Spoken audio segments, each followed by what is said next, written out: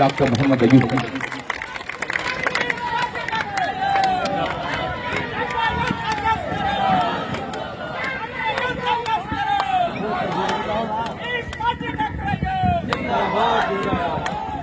अस्सलाम वालेकुम। बिस्मिल्लाह।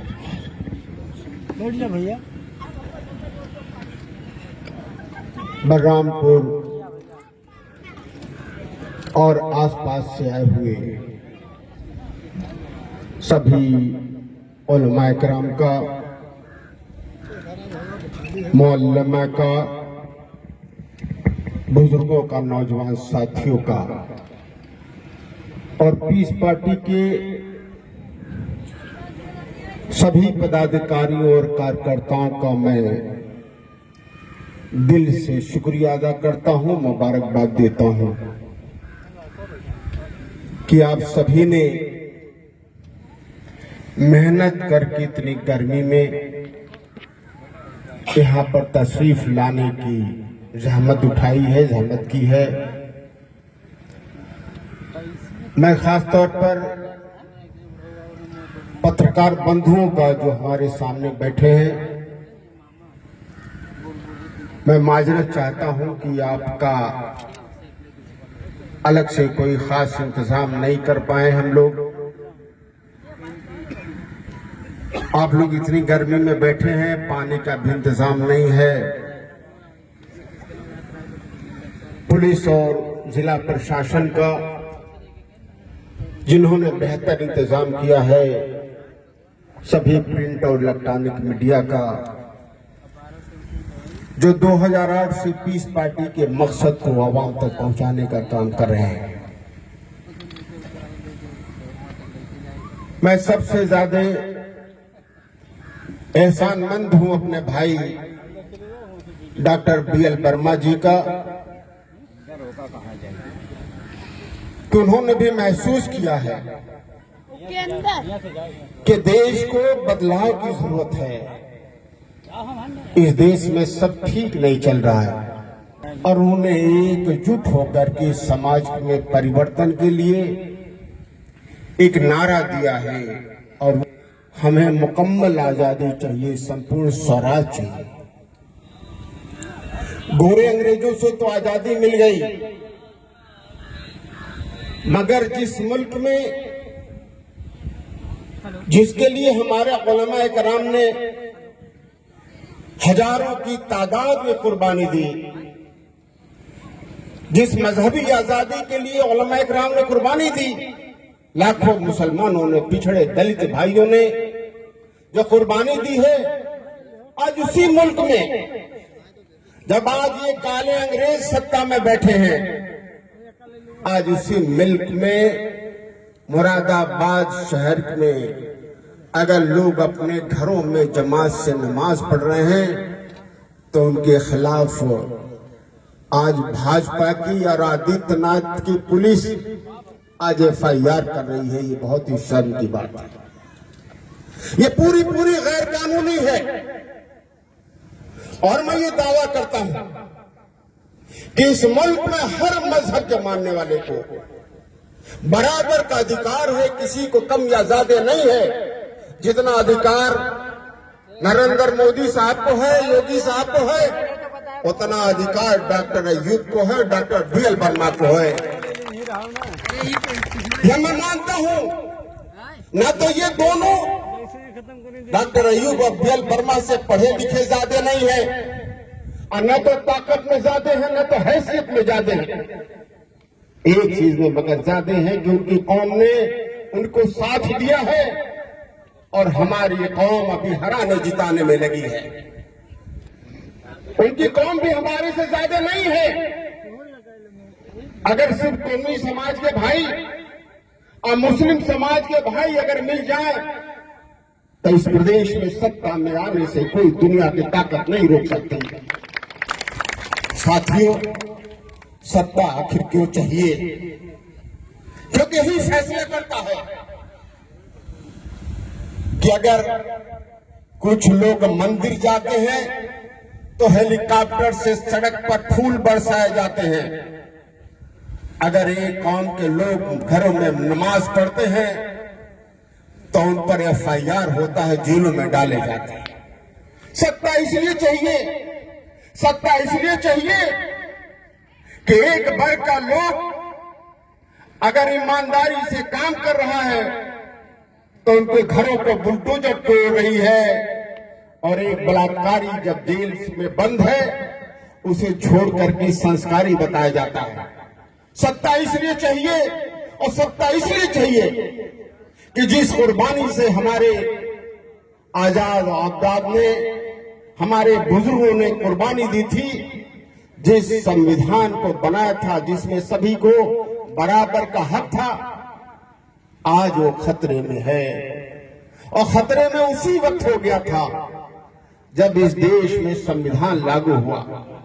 बहुत सारे हमारे मुस्लिम भाई और पिछड़े और दलित ये नहीं जानते कि पहली अगर धर्म के नाम पर, मजहब के नाम पर अगर भेदभाव किया है तो 10 अगस्त 1950 में, 26 जनवरी 1950 को इस देश का संविधान लागू हुआ।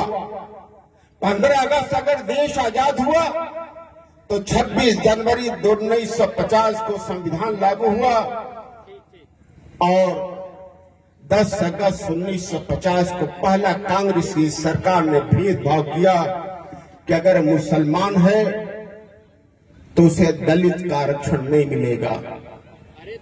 और यही वजह है कि आज 1/3 मुसलमान जो दलितों की कैटेगरी में आता है उसको अधिकार नहीं है दलितों के बराबर।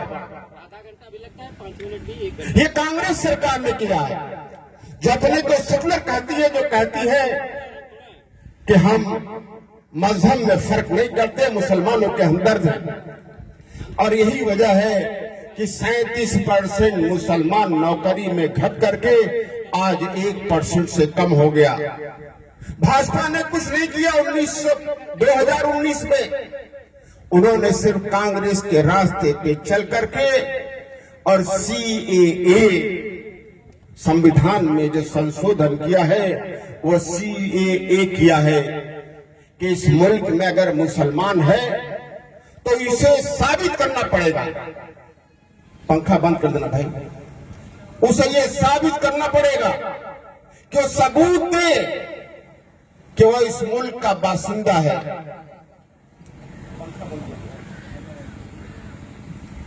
उस मुल्क में साबित करना पड़ेगा।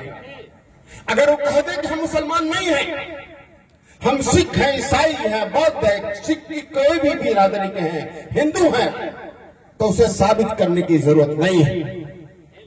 तो भाजपा ने सिर्फ ये नहीं किया है, ये कांग्रेस 10/1950 को भी किया है, और जितनी पार्टियां भी हैं 1950 में भी थी, उन्होंने भी समर्थन किया था। और आज अगर CA बना है तो जिस समाजवादी पार्टी को आप वोट देते हो, जिस बसपा को वोट देते हो, जिस कांग्रेस को आप वोट देते हो, राज्यसभा में भाजपा की मेजॉरिटी नहीं थी, बसपा कांग्रेस इसके विरोध में वोट देते तो CA कभी पास नहीं होता। हमारी सारी पार्टियों ने कराने के लिए मदद की और CA को बनवाया। साथियों, ये फिर हमदर्द कैसे हैं? ये सिर्फ इबादत करने से समझ में नहीं आएगा, चाय खाने पर बात करने से नहीं समझ में आएगा, सत्ता के गलियारे में पहुंच करके लोगों से समझने में समझ में आएगा। और यही वजह है कि हम हराते जिताते रहे 100 साल से, और उस सत्ता के लिए आपका इस्तेमाल करते रहे। पीस पार्टी आपको यही सच्चाई बताने के लिए आई है कि अगर आपने आज भी नहीं समझा तो आज तो मस्जिदें महफूज है, आज तो सिर्फ लाउड स्पीकर हटा है, आज तो सिर्फ घरों में भी जमात पढ़ना बना है। साथियों, वो दिन दूर नहीं होगा कि आपको मुसलमान कहलाना भी मुश्किल होगा। ये साजिश, इसलिए संविधान को बचाना जरूरी है। और संविधान सपा को वोट देने से नहीं बचेगा, बसपा को वोट देने से नहीं बचेगा, कांग्रेस को वोट देने से नहीं बचेगा, बल्कि पीस पार्टी और किसान पार्टी के गठबंधन को वोट देने से बचेगा, क्योंकि वो वोट लेकर के आप ही के खिलाफ काम करते हैं। आज से नहीं, जब से ये देश आजाद हुआ तभी से ये साजिश चल रहा है। और दोष भाजपा को देते हैं। कांग्रेस ने 10 अगस्त 1950 में जो काम किया था वही 2019 में भाजपा ने काम किया है, और सपा बसपा कांग्रेस ने उसको पास कराया है। मैं इस मंच से चैलेंज करता हूं कि सपा बसपा के लोग और जो मुसलमान जो सपा बसपा कांग्रेस की पैरवी करते हैं, वो खुद अपने नस्लों को बर्बाद करने का हथियार बन रहे हैं। उन्हें पता नहीं कि वो क्या कर रहे हैं, उन्हें भी नहीं पता, वो भी मुगालते में हैं, उन्हें भी ये पता नहीं है कि वो क्या कर रहे हैं। इसलिए मेरे रब ने कहा कि अपने में से अमीर चुनो। हमारे नबी ने ही तरगीब दी। यही मौलाना जहांगीर नईमी साहब ने कहा कि देश हमारा है, हम सिर्फ मुसलमान के लिए नहीं बने, बल्कि सारे इंसानों के लिए जिसके साथ नाइंसाफ नहीं हो रहा है। हम अगर बात करते हैं मुसलमानों की, तो पिछड़े और दलितों की भी उतनी ही बात करते हैं। आज भाजपा की सरकार 2014 में आई तो 27% पिछड़ों को, सिर्फ 57-54% पिछड़ों की तादाद है, उन्हें 27% में महदूद कर दी। 23% दलित को 23% में महदूद कर दी, और 15% जो सवर्ण हैं उन्हें 50% आरक्षण दे दिया। ये कहां का न्याय?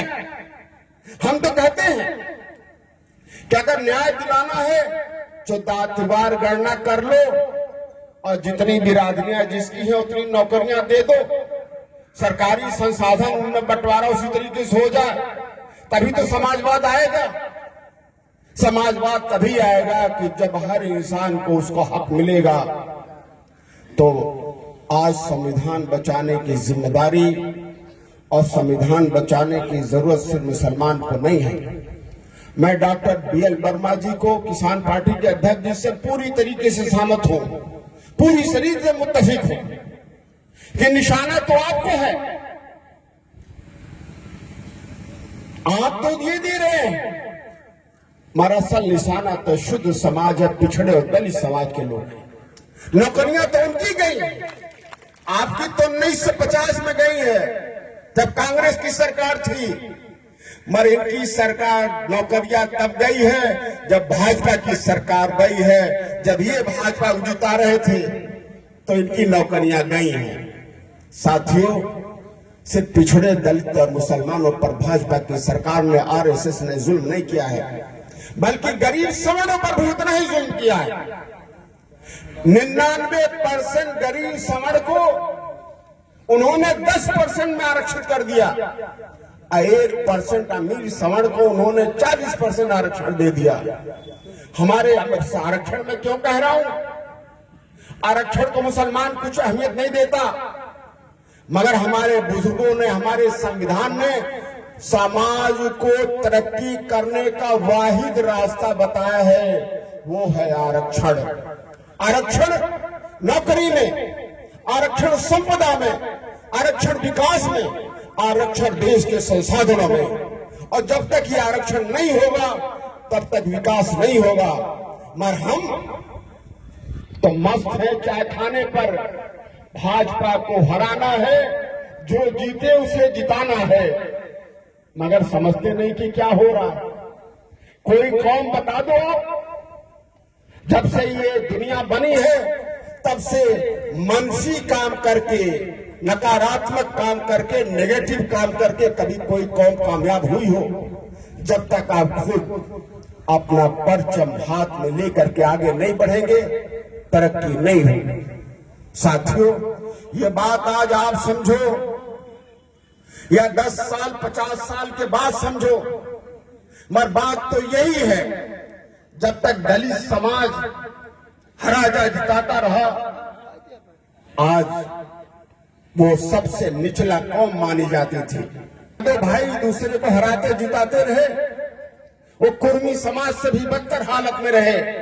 मगर जब उन्होंने अब चुना, मायावती जी कांसीराम पर विश्वास किया, तो आज उनका समाज तरक्की कर गया। आज उन्हें कोई दलित या उसको बेइज्जत नहीं कर सकता है। यादव समाज मुख्यमंत्री यहां रहे कांग्रेस सरकार में, मगर उनकी तरक्की नहीं हुई।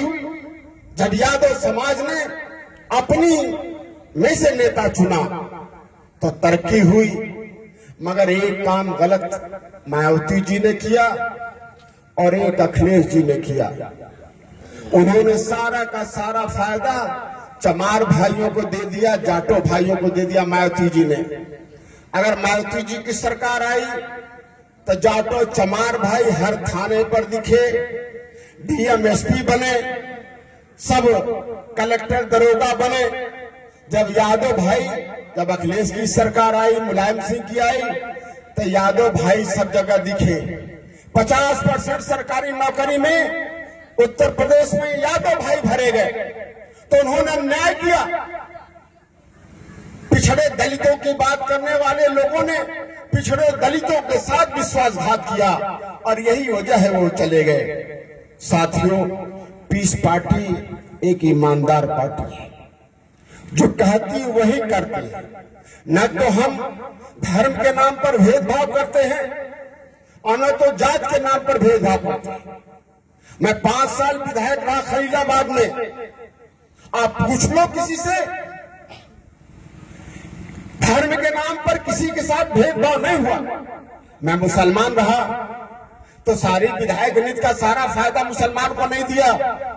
जितनी जिसकी आबादी थी ईमानदारी से बांट करके उसको दिया, उसके घर जा करके दिया, क्योंकि मेरा मजहब यही सिखाता है, मेरा दीन यही सिखाता है कि सबका हिस्सा अगर तुम्हारे पास अख्तियार है तो उसके घर तक पहुंचाओ, यही इंसाफ है।